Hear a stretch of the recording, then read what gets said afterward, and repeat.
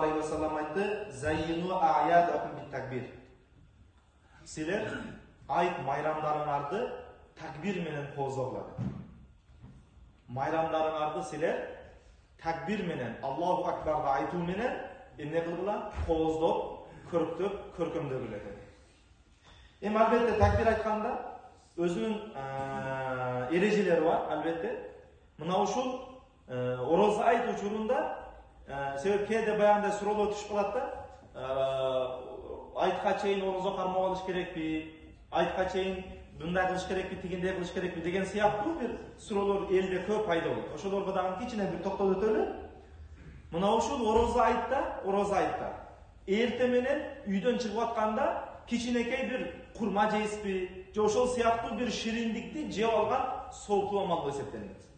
Эрте менен чыгасыз айт намазга, орозо айтта бул. Орозо айтта эрте менен айт намазга чыгыштан алдын кичине бир үйдө шириндик же бир ушундай бир курма сыяктуу шириндиктерди жеп туруп, андан кийин чыккан жакшы амалдардан болуп эсептелет.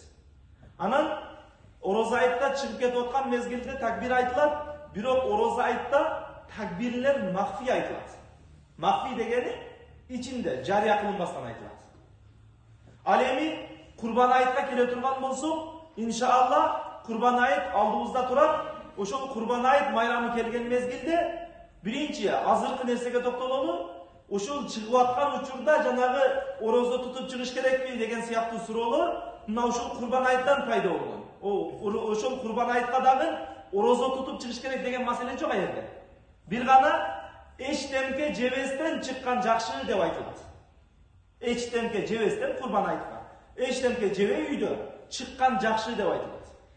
Эмне үчүн мындай десек, албетте курбан айтта курбанчылык кылынат да.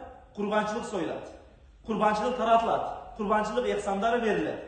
Албетте ошол курбанчылык болгон мезгилде байлар үйүндө жеп чыккан болсо, байлар үйүнөн тоюп чыккан болсо, ал эми бечара кедейлер болсо айт намазына тойбостон жебестен чыгат да албетте. Үйүндө эмне жейт?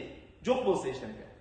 Анан ошол курбанчылыктар таратылган мезгилде байлар менен кедейлер олтуруп калган болсо, ошол жерде байлар үйүндө жеп алгандыгы себептен жебестен олтуруп, ал эми кедейлер болсо курсак ачтыгы себебинен көп жеп ошол байлардын алдында кыжалак болуп калбасын деп, тегиз бай болобу, кедей болобу, курбан айтта эмне кылыш керек?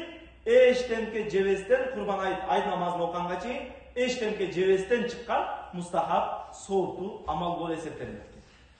Ал эми жанагы такбирге келе турган болсок, мына ушул орозо айтта такбирди махфи айттыкпы?